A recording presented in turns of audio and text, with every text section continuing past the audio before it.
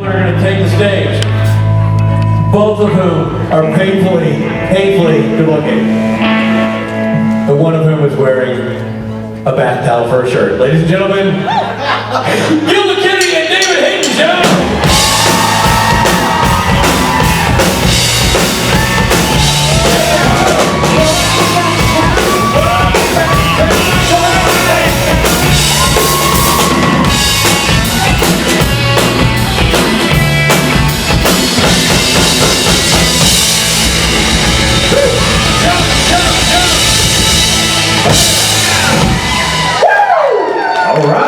What's up, Jersey on Friday? I'm excited about this matchup. I know you guys have done it before. You should be. I've been DHJ. I'm excited about this matchup. Oh, you haven't seen it? No. It gets wild. This is, I can't, I mean, I'm front row seat for this. Are you staying? DHJ, no. No. I mean, I would, but I'm kind of thinking. Yeah. I mean, I'd be right. Dude, if I had the time, if we had time to, we would be right here. Yeah. Guys, there's a seat. I would, but oof. Yeah. Ladies and gentlemen, David Haydn Jones and Gil McKinney. Wow, it's so weird that Richard's back on a Friday, huh? Yeah. Lucky us, feels like old times. It is, hey, who here was at Jersey the last 2 times? Okay, that's a significant amount. May I do a poll? A questionnaire? Questionnaire. We're just going to do an exam for the whole hour. So you ready for the spelling bee? Does anyone remember the blue velour? See, this is what's interesting. I've had at least 5 people be like, "Oh no, where's the blue velour? Where's the blue velour Jersey Shore meets Sopranos tracksuit?" Right. But see, this is why you don't listen to people online. Because people online skew negative and mean. They're like, "Don't you ever wear that stupid blue tracksuit ever." I know. Disgusting. So this is why you're getting Bon Jovi, 80s retro rock look. This is not bad, right? You know, you're wearing that, but everyone, say the little. Say a little for tonight. I get excited. Because who doesn't know where they were when they first heard "Slippery When Wet"? Right? I do. I totally do. But I just want you to know that the blue velour tracksuit, people ask for it to be burned. Burned! That's messed up. How dare they? That's like burning the Cookie Monster. Fuck those people. And fuck online haters. And if I'm back next year, the blue velour is coming back!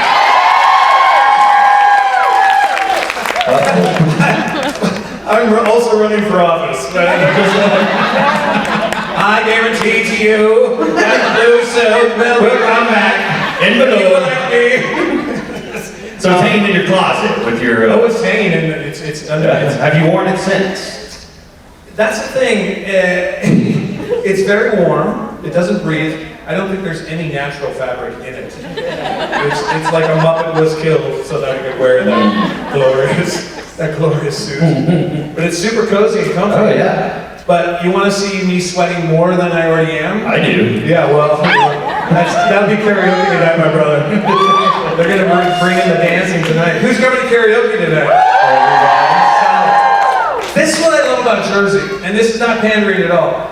Your numbers may be a little light for a Friday. We're just warming up for the whole convention, but your loudness and enthusiasm and spirit, it doesn't feel light. So good. It doesn't feel light. It doesn't feel light at all. Good energy. And we like it. So Gil and I decided we're just gonna have a nice, wholesome hallmark. Things have gotten a little weird the past couple shows. So we're just gonna, you know, we want to apologize and we're gonna reel it in. We're apologizing or congratulating you in advance, Krista. No comments. Sure you will. Oh, I love your arts and D2 case. That's amazing. So obviously, our panels go better the better your questions are. Did you want to take a poll? Mr. McKinney? Just a random poll? A random poll. No, I'm good at the moment. Nothing's coming to mind. If any polls come up, please feel free. Yeah. To poll. Wait, what was your poll? That's what she said. Oh, sorry. It's right there. If any polls come up, you'll be the first to know.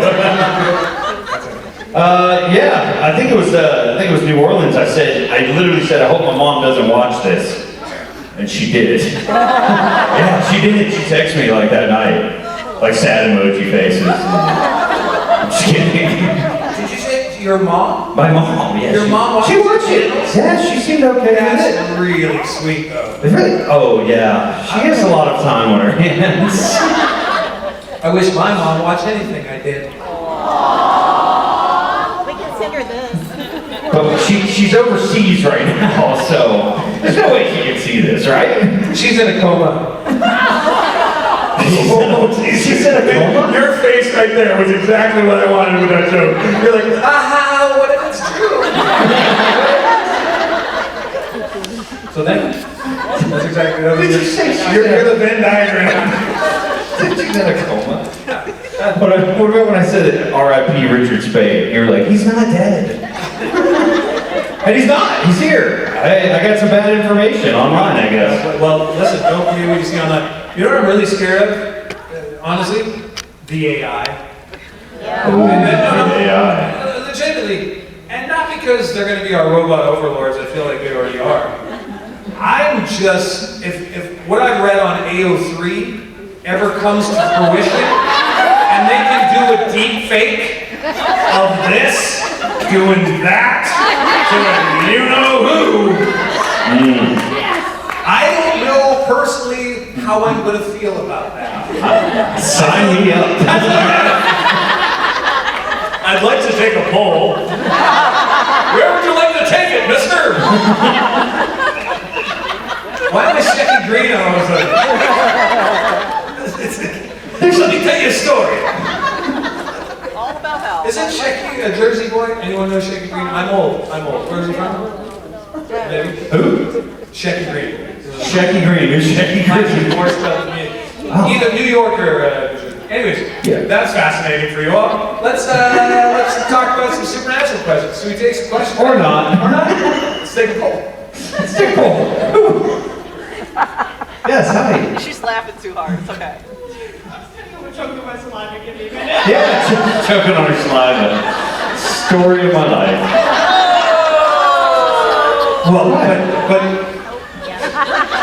This is my what does that own. even mean? You're just looking for it, man. Yeah. You're just looking for it. I swear to goodness, the supernatural family is the most double entendre family positive. Double entendre family positive. Yeah, double entendre positive. That's what makes us fun. Choking in my saliva. You can read that on Archive of Our Own. Did you get it down? Okay. It's a catch indeed fit. Oh. Okay. We haven't even gotten to the first question. This is serious. We're here to do serious work. Let's talk about acting.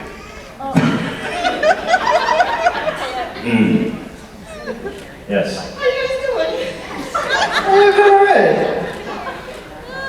My question is, if Henry and Ketch were their mates, since they're both men of letters and British men of letters, do you think they would get along, or would they butt heads with how to handle the monsters? This is interesting. We have had this question before. I think honestly, Ketch would appreciate the old school Henry Winchester, Hank, as he's known to his friends. But you also were classic bespoke suits, right? Because you're of the 40s era, right? Yeah, 40s. So I think he would appreciate that this is a gentleman who goes in monster killing in a proper suit, like Ketch.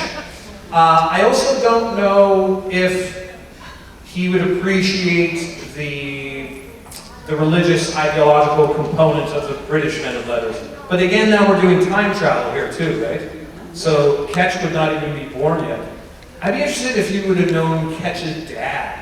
I wonder if Ketch's dad was a man of letter, or they just sort of abandoned him in Kendrick's as an orphan. Would you adopt Ketch if you ever met him? Baby Ketch? Baby Ketch. Toddler Ketch. Toddler Ketch. Like the toddler. 5-year-old Ketch? like 9-year-old, Not in like diapers. clearly he's troubled. He's ripping the wings off of dragonflies. He's boiling and eating frogs. You know, he moves on to cats. Sorry, ladies, it's not mine. No. I don't think He's a problem. I know, but he's a problem child. That's why they put him in the thing. So now they're gonna go kill monsters I instead. think Henry's got enough trouble with his own kids to. There you go.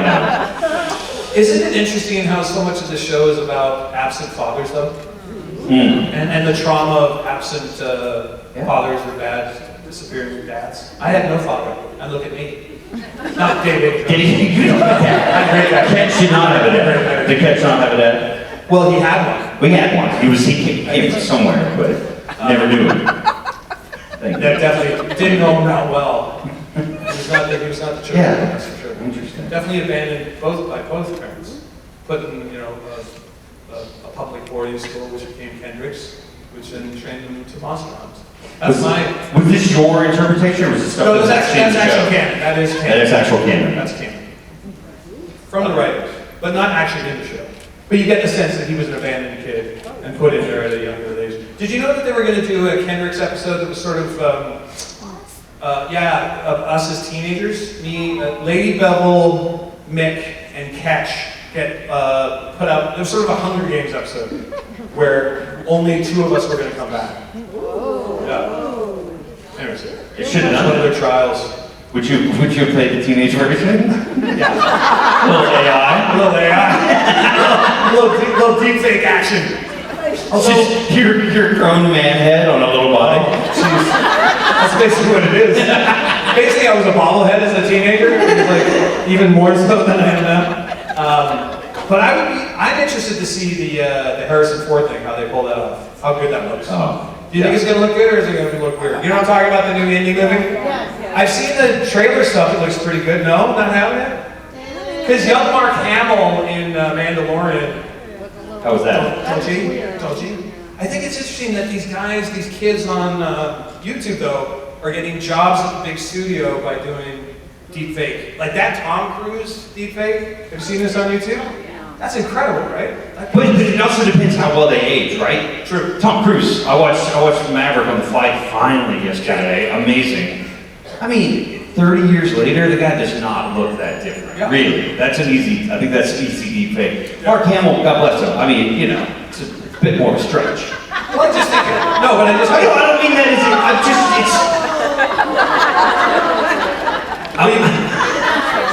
oh boy, here we go. but Reel it in. yeah. But well, I don't even think it was Mark Hamill's body in The Mandalorian. It was just his young deep fake. It's so complicated. But here's the thing: there was this very famous attorney was saying in Hollywood, because AI pulls all these images from around the net, that it's going to be even more important for anyone in the public eye to be able to copyright their image, your face, because it's actually pulling from all these sources. Right. Because they're going to be able to make, in like literally 5 years, any actor do whatever they want. So Yeah. are we going to have like a dead career here? Or is it going to be Deader? Yeah. Well, there's Just that. kidding! What? Hey, listen, we're all just staying afloat of the circus, okay? It's just, No, it's for actors. For actors, it is a little terrifying, well, it's also just a curious question of like, what do I own my face now? Right. I mean, we should all own our faces. Should I own your face? Take a poll. Own your face. All right, let's go back. Did we answer your question even remotely? I think we did. And then some. Okay. Hey, we went on a tangent. That's what we're prone to do. Hi. How are you? I sort of a two-part question. One, what was your favorite episode to film that you were in, do you think, for what reason? Favorite? Yeah. Favorite's a hard question for me because I loved it all. But I will say one of the most challenging and the most rewarding, by the way, the sort of kismet of it turned out. The episode, I don't remember the number, I think it's season 13, where Ketch and Dean go to the AU together to the riff. Well, I just loved it as sort of like a little buddy comedy, and like Jensen and I just were always trying to find the little bantery stuff, the in-between stuff. I think that's a fun, like Mutt and Jeff, you know, classic comedy duo a little bit, but still playing it for real and dry. But the really cool thing about that was all of that snow you see in the episode only lasted for 4 days, and it was the exact night before we went to shoot, and it all melted when me and Jensen finished. And that just never happens in film and TV, right? And in fact, they were not planning for snow. Vancouver rarely has snow, and so that rainforest that we're shooting in northern Vancouver is usually just green and abundant and moss, and it looks just cool anyways, because you have the large pines, redwood pines, and then you have the branches that are drooping, but then you have the hanging moss, so it really looks like an alien world. And then you add snow to that, and it was just like wild and weird and alien, right? And the DP was like, well, this is great today, but like, how are we gonna match? Because matching, you're shooting out of sequence, right?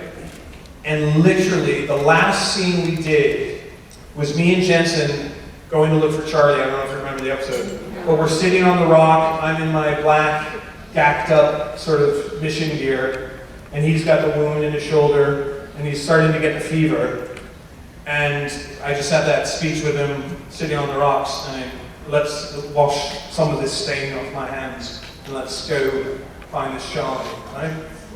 That was the last. We shot it at 2 in the morning, and snow was coming down, and it was brisk. And then it was around Jensen's birthday. We had a whiskey in the trailer, had nice cheers. It was a wrap of the episode for me. That night at 5 in the morning, massive torrential rainfall wiped all the snow away. Wow. And so just those 4 perfect days, we had this glorious kind of alien world, and it stayed for us. So I just remember that because it was such a kismet, you know, luck of the universe for shooting that never happens. And the other part of that question was, I'm sure you know Rich and Rob do a podcast because they realized they had never watched the show. They only had the episode they were in. So have you ever watched all of Supernatural? Because they haven't. I haven't.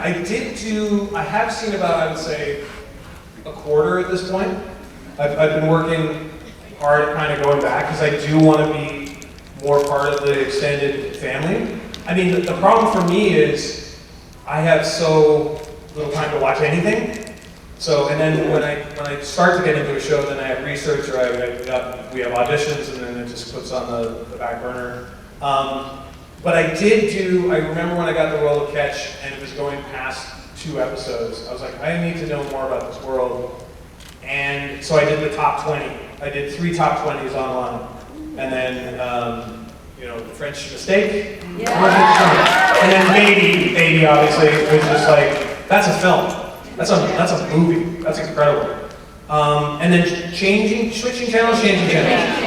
And I was like, when I started changing channels, I'm a sketch comedian originally from Canada, an improv guy. When I saw that, I was like, they're doing this much comedy in this show? And I was like, I knew they were funny, but I was like, man, they're really leaning into absurd comedy. I mean, the Japanese game show, it's unbelievable. So yeah, I went down that rabbit hole a lot and watched some of the classics, but not the whole. How about you? Yeah. Thank you, David. No, I'll be honest, I have not seen the ones you mentioned. I've seen those. Did you see As Time Goes By? What? It's in the top 20. As Time Goes By? Well, I watched your episodes. Yeah, well, I appreciate that. There's only like 1 or 2. It was easy. No, it was hard. I've been meaning to tell, like, I'm going to make a pledge that I'm going to watch your episodes. Don't do it. No, I want to, because he and I have been doing these panels together, and I feel like I need to know, because I don't think I've seen a single one of yours. And I'm just being honest, I've got 2 small kids. I got Pinkalicious and shit like that on my TV all the time. Pinkalicious. Yeah, oh, you know about that? Pinkalicious. That's how you're thinking of. Get your head out of the gutter. Are you making it up, or is that No, a show? it's a real show. Oh, okay. I think you're just being like, Pinkalicious. You know, You can't make that up. Cousins of the Bubble Guppies. I don't know.